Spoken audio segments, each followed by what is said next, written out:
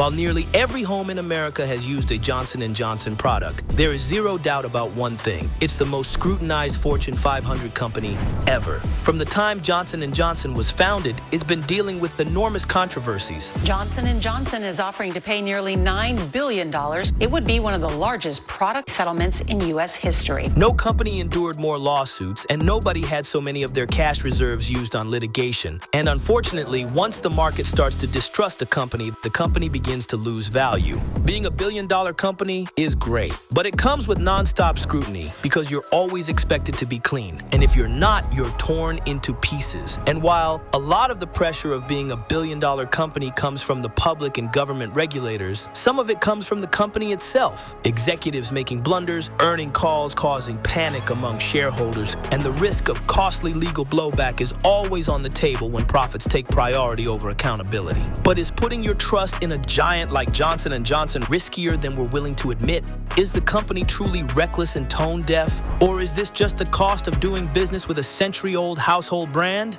Well, it depends on who you ask and who you compare them to. Volkswagen faked emissions tests on 11 million cars. BP once spilled oil across the Gulf and wrecked ecosystems and refused to fully own the scale of the damage. Facebook really hasn't been a sweetheart either. These companies were not saints. They had no corporate integrity, yet people never questioned their long-term reputation. Because in the modern day, people rarely question the ethics of corporations. And those anecdotes of corporate scandals only reinforces the image of these companies and corporations as greedy and profit-driven. But when it comes to Johnson & Johnson, everything is under a magnifying glass, especially after the Tylenol murders. On March 26, 2025, Netflix released a chilling docuseries revisiting the Tylenol murders, a case that forever changed public trust in big companies. In the fall of 1982, something unthinkable happened. 7 people died after taking Tylenol laced with cyanide, sending fear across the country. We had police riding around with their bullhorns, yelling, "Throw out your Tylenol, flush it down the toilet." Do not take any Tylenol until further notice. People were checking themselves into the ER, thinking they'd been poisoned. It was absolute chaos. For nearly a century, Johnson & Johnson was one of the most trusted names in America. They had built their reputation on products that were available in every household across the entire country. But as competition in the pharma space intensified and profits became king, cracks quietly formed beneath the surface. And it all collided with the rise of 24-hour television, the eye-catching tabloids, and the popularity of news headlines. The business media cycle was running 24/7, and the main target was Johnson & Johnson. The Tylenol murder investigations revealed what was arguably the biggest corporate catastrophe of all time. And all Tylenol bottles in every store were all taken down. For the first time ever, it seemed like J&J wasn't equipped to deal with the pressure, but their response hinted at the playbook they'd use for years to come. We're going to continue to defend that product, which is used by consumers across the globe. We have science that's on our side that is indicative that the product is safe, so we're going to continue to defend products that we believe are safe.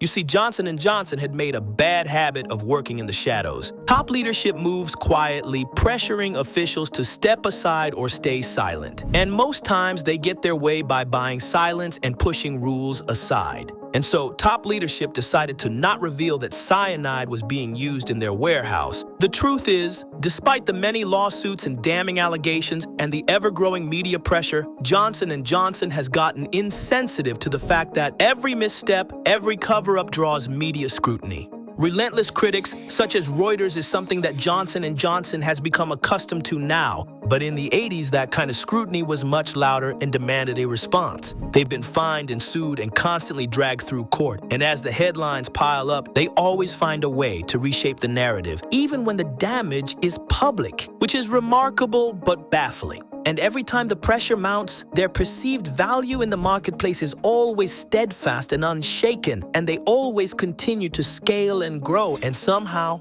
regardless of the hundreds of lawsuits and allegations that have faced them over the years, none of them has been able to hand them a loss yet.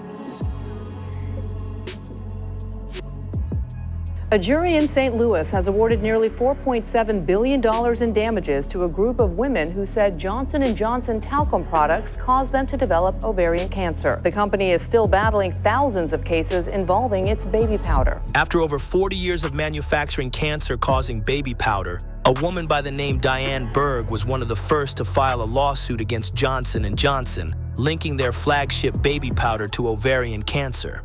Diane had used Johnson's baby powder for her feminine hygiene for over 30 years. The lawsuit claimed that her regular genital use led to talc particles traveling into the ovaries, increasing risk of ovarian cancer. And shortly after Diane Berg's lawsuit, wave after wave of ovarian cancer claims immediately started pouring in. Internal emails revealed that J&J had knowledge of these claims for over 40 years. They denied everything. I've just read in the last 72 hours pretty much some things about J&J that I actually don't want to believe. Look, I would start by saying we unequivocally believe our baby powder does not contain asbestos.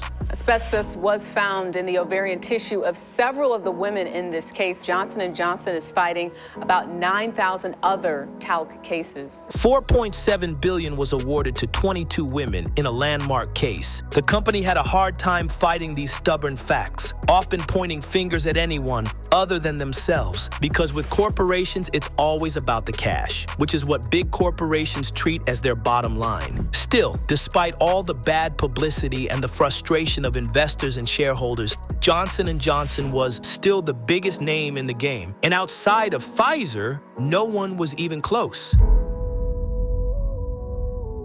Over the course of its 130-plus year history, Johnson & Johnson has faced lawsuits and billion-dollar investigations, which, in any normal circumstances for most companies, would have led to financial collapse. Some of it is due to their size, as J&J is one of the biggest companies in the healthcare industry. And some of it comes down to the modern age, where household name brands survive even the most damning allegations. But like any big corporation in the history of America, Johnson & Johnson ruthlessly does whatever it takes to win. They push their products into every store and every home and give themselves every opportunity to stay on top. They are cut from the same cloth as John D. Rockefeller, the same tenaciousness that J.P. Morgan was feared for. They are willing to fight tooth and nail for market dominance, especially when profits are threatened, as has been the case for all industry titans throughout modern history. But that comes with a lot of pressure, which few companies are equipped to handle. Thanks for watching Corporate Truth. If you like this one, check out some of our other videos on the screen now.